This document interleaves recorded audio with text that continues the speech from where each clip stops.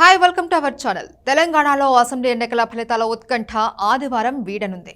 నెల రోజుల విస్తృత ప్రచారం చేసిన నాయకుల భవితవ్యం రేపు బయటపడనుంది. ఆదివారం 8 గంటలకు కౌంటింగ్ ప్రక్రియ మొదలవనుంది. ఇందుకోసం ఎలక్షన్ కమిషన్ అన్ని రకాల ఏర్పాట్లను పూర్తి చేసింది. అసెంబ్లీ ఎన్నికల ఫలితాలపై సర్వత్రా ఉత్కంఠగా మారిన క్రమంలో అధికార బీఆర్ఎస్ మళ్లీ అధికారాన్ని దక్కించుకుంటాము అని ధీమా వ్యక్తం చేస్తుంది.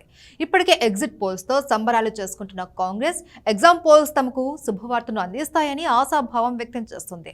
ఈ ఉత్కంఠభరితమైన పోరుకు సర్వం సిద్ధమైంది. ప్రతి నియోజకవర్గంలో మొదటగా పోస్టల్ బ్యాలెట్ ఓట్లను లెక్కించిన అనంతరం అరగంట తర్వాత ఈవీఎంలలో ఉన్న ఓట్లను లెక్కిస్తారు. ఇక హైదరాబాద్ లో 15 నియోజకవర్గాలకు గాను కౌంటింగ్ సెంటర్స్ ను ఆయా ప్రాంతాలలో ఏర్పాటు చేశారు. ప్రతి నియోజకవర్గంలో లెక్కింపు కోసం 14 చొప్పున టేబుళ్లు, పోస్టల్ బ్యాలెట్ కోసం అదనంగా మరో టేబుల్ను ఏర్పాటు చేస్తారు. మొత్తం ఈవీఎంల లెక్కింపు కోసం 1766 టేబుళ్లు, పోస్టల్ బ్యాలెట్ కోసం 131 టేబుళ్లు ఉంటాయి. పోస్టల్ బ్యాలెట్ ఓట్లు ఎక్కువగా ఉంటే పోస్టల్ బ్యాలెట్ ఈవీఎం లెక్కింపు సమాంతరంగా కొనసాగుతుంది. ఓట్ల లెక్కింపు నేపథ్యంలో హైదరాబాద్, రాచకొండ, సైబరాబాద్ కమిషనరేట్ సహా రాష్ట్రంలోని కౌంటింగ్ కేంద్రాల వద్ద 144 సెక్షన్ అమల్లో ఉంటుందని పోలీసులు తెలిపారు. కౌంటింగ్ కేంద్రాల సమీపంలో ఎలాంటి ఊరేగింపులు చేయవద్దని ఇప్పటికే పార్టీ కార్యకర్తలకు, నాయకులకు సూచించారు. శాంతి భద్రతకు విఘాతం కలిగించేలా వ్యవహరిస్తే కఠిన చర్యలు తప్పవు అని హెచ్చరిస్తున్నారు పోలీసులు. ఓట్ల లెక్కింపు నుంచి ఎన్నికల ఫలితాల వెల్లడి వరకు బాధ్యత అంతా రిటర్నింగ్ అధికారిపైనే ఉంటుంది. పార్టీ అభ్యర్థులు, కౌంటింగ్ ఏజెంట్లు, ఎలక్షన్ ఏజెంట్లను లెక్కింపు కేంద్రంలోకి అనుమతిస్తారు రిటర్నింగ్ అధికారి. ఒక్కో కౌంటింగ్ కేంద్రంలో 14 మందిని ఉంచకుండా కౌంటింగ్ ఏజెంట్లను అనుమతిస్తారు.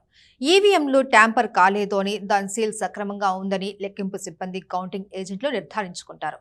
ఒకవేళ ఈవీఎంలు సక్రమంగా లేవు అని భావిస్తే ఎన్నికల సంఘానికి ఫిర్యాదు చేయవలసి ఉంటుంది. ప్రతి కౌంటింగ్ టేబుల్ మీద blue point pen form 17C part 2 paper ఉంచాలి.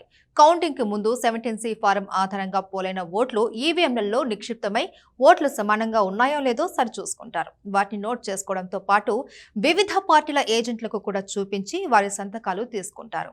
ఆ తర్వాత ఈవీఎంల సీల్ తొలగించి రిజల్ట్ బటన్ నొక్కుతారు.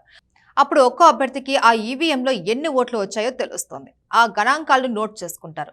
ఒక్కో రౌండ్లో ఏ అభ్యర్థికి ఎన్ని ఓట్లు వచ్చాయో ప్రత్యేకంగా ఏర్పాటు చేసిన బోర్డుపై రాసి ప్రకటిస్తారు. ఇలా ప్రతి కౌంటింగ్ టేబుల్ వద్ద సూపర్వైజర్, అసిస్టెంట్ సూపర్వైజర్, మైక్రో అబ్జర్వర్లు ఉంటారు. ఈ లెక్కింపు ప్రక్రియ అంతా పార్టీల ప్రతినిధులు, ఏజెంట్ల సమక్షంలోనే కొనసాగుతుంది. ఇక రౌండ్ ఫలితాన్ని వారు సంతృప్తి చెందిన తర్వాతే వెల్లడిస్తారు. ఎన్నికల సంఘం పరిశీలకుడు మాత్రమే కౌంటింగ్ కేంద్రం లోపల ఫోన్ వినియోగించుకోవడానికి అర్హులు.